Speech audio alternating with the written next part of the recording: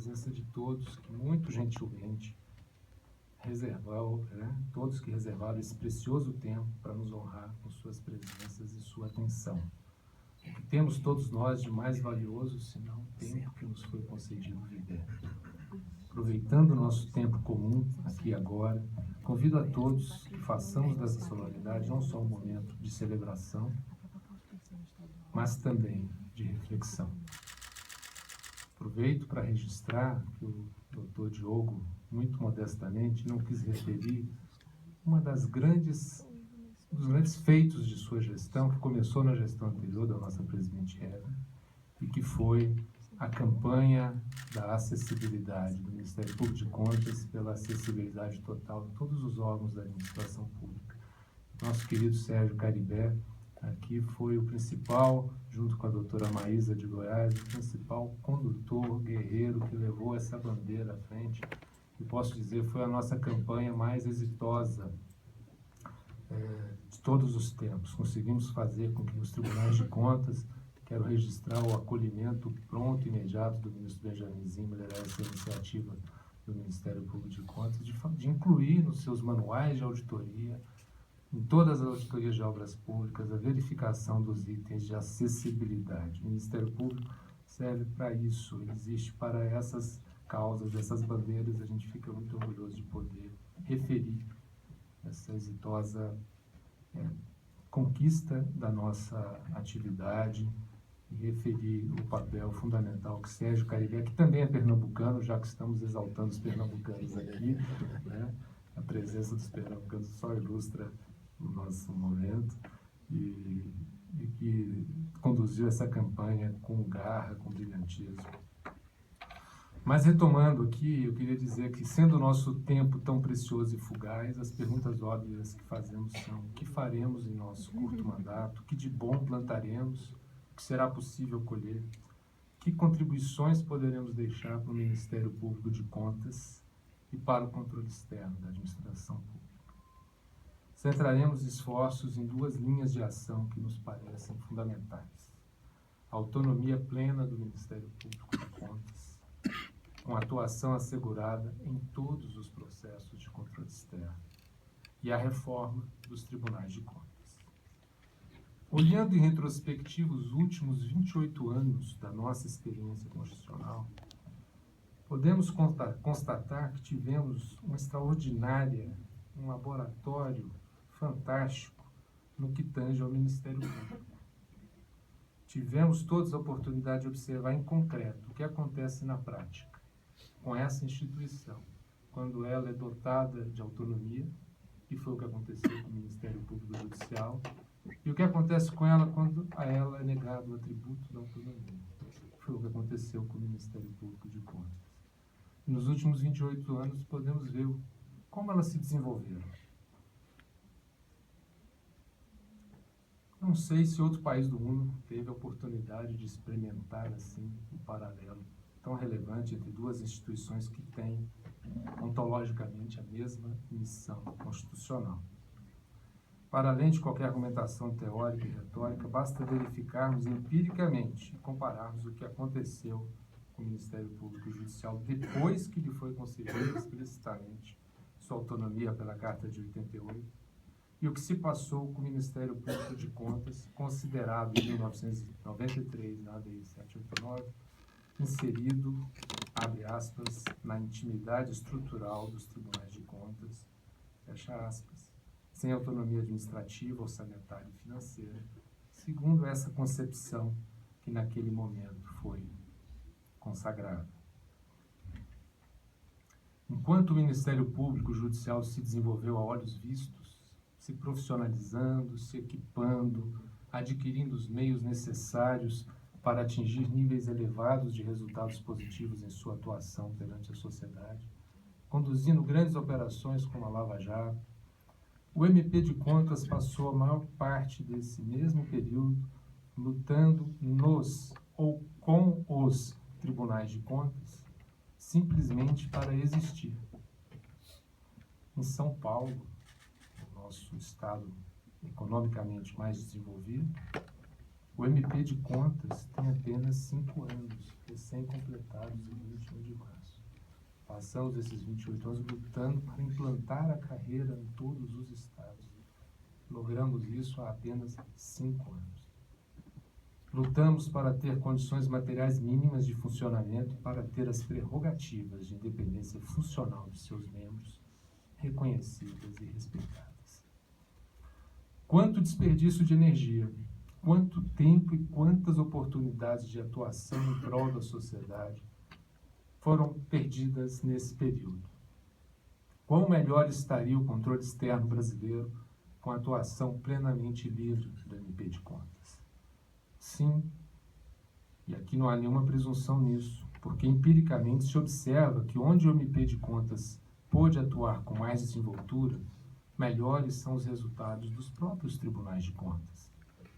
Não somos a salvação do mundo, não temos a reserva da verdade, nem da moralidade, nem das virtudes, mas temos consciência de que somamos, de que agregamos valor, de que contribuímos para qualificar as discussões nos tribunais de contas. O modelo de MP de contas sem autonomia está superado, é anacrônico e inconstitucional. Equivale ao do MP judicial existente antes da Constituição de 88, dependente ora, naquela época, do Poder Judiciário, ora do Poder Executivo para poder funcionar. Felizmente, há ações no Supremo Tribunal Federal que permitirão à excelsa Corte revisitar esse tema e que podem resultar em importante evolução dessa primeira concepção da intimidade estrutural, que tanto mal tem feito ao MP de Contas e ao controle externo brasileiro. Certamente o STF decidiu aquele leading case mirando os dados da realidade daquela época, recém-vigente nossa Carta de 88. Confiamos que a experiência histórica, desde então, o observar os efeitos da autonomia sobre o Ministério Público Judicial e o da falta de autonomia sobre o MP de Contas, permitirá à nossa Corte Constitucional alcançar uma nova compreensão sobre o funcionamento adequado do MP de Contas e dos tribunais de contas. O modelo construído historicamente no Pará, em exame, no caso concreto, pelo STF, é um dos casos que lá está em exame, é o nosso paradigma de modelo ideal. Um MP de contas enxuto, ágil, com especialização em contas públicas, como essa atividade a nosso ver exige, atuando em perfeita harmonia, de forma complementar, tanto com os tribunais de contas como com o MP judicial. É o que a experiência de mais de 50 anos do Estado do Pará nos mostra ser não só factível, como ideal. Curioso é que o MP de Contas no Estado do Pará tinha autonomia antes do MP judicial. Continuou tendo autonomia, só recentemente essa questão está sendo discutida, foi questionada perante o Supremo Tribunal Federal. Então, essa experiência de 50 anos mostra como o modelo pode funcionar perfeitamente bem. Aliás, no MP de Contas do Pará, temos o decano da nossa carreira. Eu gosto sempre de registrar, porque o doutor Antônio Maria, com seus 71 anos de idade e 46 de carreira só no MPC, nos inspira cotidianamente com seu mix perfeito de entusiasmo e experiência. No plano do livre e pleno funcionamento do MP de Contas, além da autonomia administrativa, orçamentária e financeira, há que se assegurar sua atuação em todos os processos sujeitos à deliberação dos tribunais de contas, independentemente de solicitação dos senhores ministros ou conselheiros relatores. Mesmo no meu querido TCU, considerado o melhor dos tribunais de contas, a maior parte dos processos de auditoria, com suas múltiplas variantes, monitoramentos, acompanhamentos, não é enviada de ofício regularmente para exame e opinião do MP de Contas. No mais das vezes, o MP de Contas só tem ciência da existência do processo quando ele já se encontra pautado para julgamento. É evidente que isso traz embaraços para o funcionamento do MP de Contas e do controle externo. Perdemos todos com isso. O MP de Contas perde por não realizar plenamente sua missão constitucional, Tribunal de Contas por decidir com menos elementos e fundamentos, e a sociedade por pagar caro para manter um sistema que poderia e deveria funcionar de forma completa e melhor, não apenas de forma parcial. Não é condizente com a dignidade das funções do Ministério Público de Contas que os tribunais de contas disponham de sua atuação como se tratasse de uma assessoria jurídica especializada, ora solicitando o pronunciamento do órgão ministerial, ora o dispensando. Isso viola a independência funcional do MP de Contas. Não foi para isso que o Constituinte previu um Ministério Público especializado em contas públicas. O que a sociedade espera do MP de Contas é que seja um órgão atuante, presente em todas as discussões levadas a efeito nos tribunais de contas.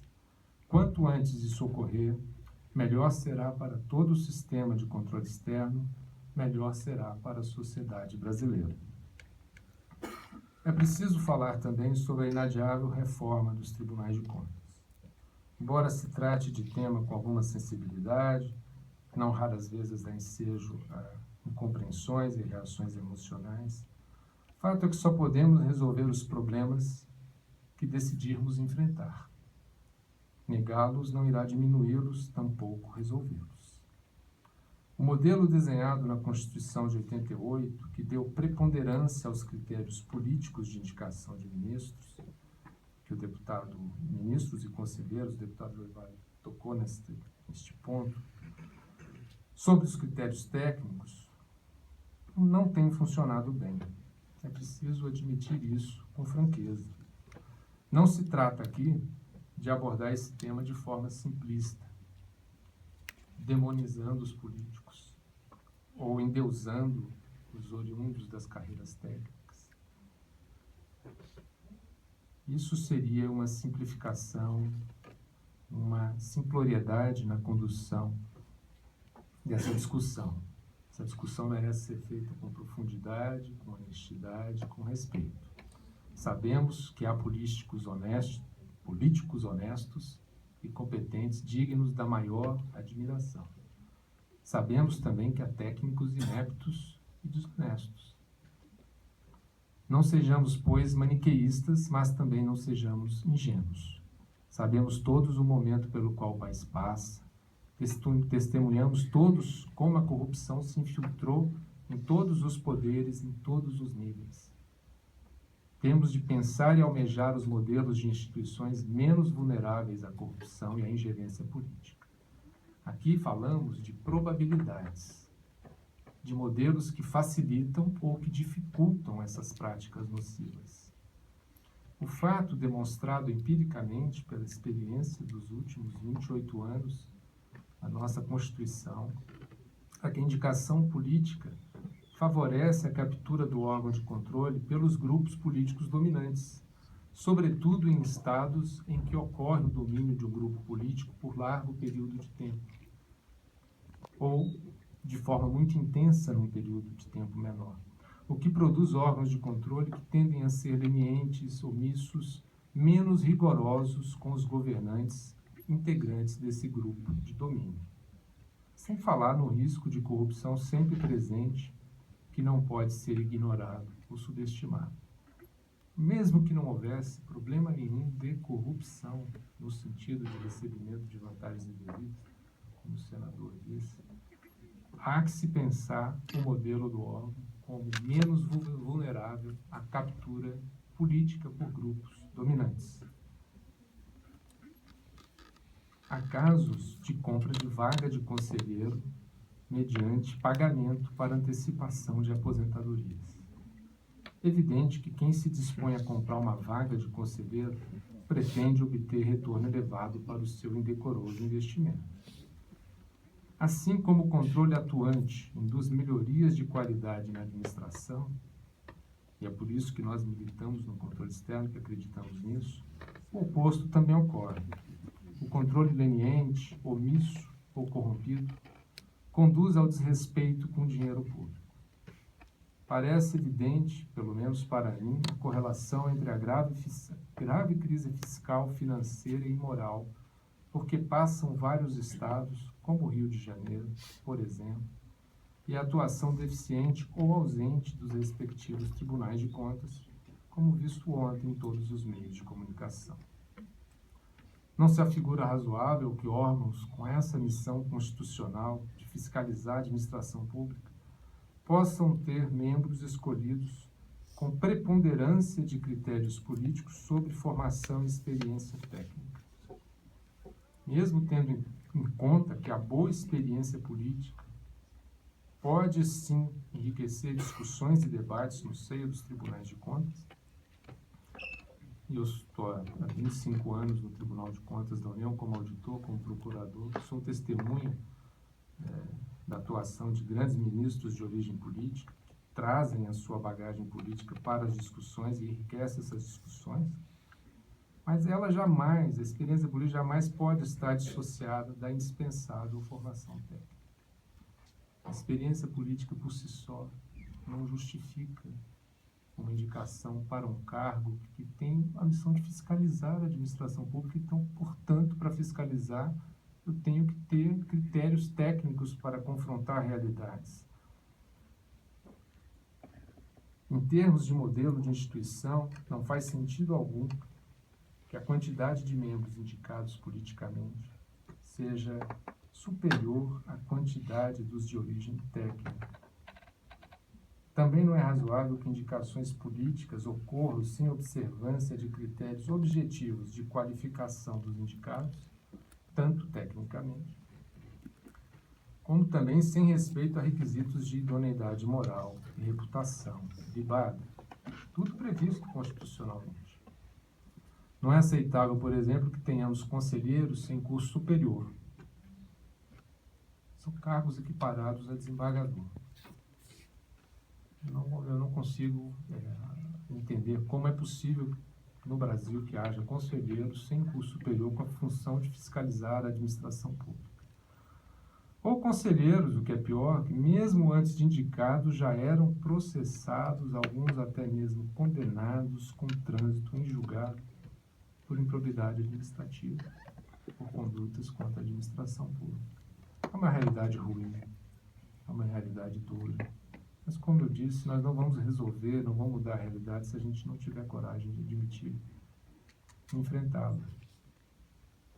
Nossa associação sugeriu uma proposta de emenda à Constituição que foi acolhida pela Frente Parlamentar Mista de Combate à Corrupção, materializada na PEC 329 de 2013, na Câmara dos Deputados, que altera a forma de composição dos tribunais de contas, estabelece que serão eles e seus membros fiscalizados pelo CNJ, ao passo que os membros do MP de Contas serão fiscalizados pelo CNMP, o que é coerente com os respectivos regimes jurídicos. Os membros dos tribunais de contas, regidos pela LOMAN, fiscalizados junto com os juízes, ministros, magistrados do Brasil e os membros do MP de Contas, fiscalizados pelo Conselho Nacional do MP. Também a PEC 40/2016, capitaneada pelo senador Ricardo Ferraz, que nos deu a honra da sua presença, apresenta importantes avanços quanto ao funcionamento dos tribunais de contas, sem tratar, contudo, da questão de sua composição. Acreditamos que a reunião e aprovação dessas propostas pelo Congresso Nacional colocará o controle externo em patamar de funcionamento à altura do que a sociedade brasileira merece, espera e exige para justificar os 10 bilhões de reais gastos anualmente para manter o sistema de controle externo. É isso o quanto custa os 34 tribunais de contas do país e os 33 ministérios públicos de contas que temos no país. É um gasto elevado, precisa ser justificado, precisa dar retorno para a sociedade. Conhecemos as propostas de criação de um Conselho Nacional dos Tribunais de Contas, muito competentemente defendida pela Associação dos Membros dos Tribunais de Contas, TRICON, aqui tão bem representada que foi por seu presidente, Valdeci Pascoal. Embora nela vislumbremos possíveis avanços relevantes para o controle externo, pensamos que os mesmos avanços poderão ser obtidos com maior segurança e menor custo para o país, com a fiscalização dos tribunais de contas e de seus membros pelo Conselho Nacional de Justiça, que evidentemente teria de ser adaptado para albergar essa nova missão. Estamos cientes também que essa proposta causa muita rejeição no próprio CNJ, mas entendemos que as vantagens que ela apresenta devem suplantar essas objeções. Quanto aos procuradores de contas, nada mais natural que sejam fiscalizados pelo CNMP. O debate está posto, não temos o monopólio da verdade, não somos os oráculos da nação, temos apenas a nossa vivência, a nossa experiência a nos apontar caminhos. Queremos debater, esperamos que o debate avance, Deus permita que esse debate avance no Congresso Nacional. O Brasil quer mudanças e nós, do MP de Contas, queremos ajudar a construí-las. Por fim, meus amigos, permitam-me um agradecimento a todos que me ajudaram e me ajudam nessa caminhada. Minha família querida que me deu e me dá a base e o esteio moral e emocional para enfrentar os desafios da jornada, que representada por minha esposa, Helena, por minha mãe, Terezinha, que está ali, minha irmã Débora, aos queridos e sempre reverenciados professores de todos os tempos. Gosto de citar sempre o ministro Carlos Aires Brito, de quem muito pretensiosamente me considero discípulo. Aos meus colegas de carreira que tanto me honraram com sua confiança, me elegendo para esta missão, aqui, tão fulgurantemente representados por Cláudia Fernanda e Diogo. Aos tantos amigos feitos no TCU e no Senado Federal em minha caminhada, com quem tanto aprendo e sempre e tanto, Benjaminzinho, o ministro Múcio, o ministro Scherro, o ministro Bem-Querer,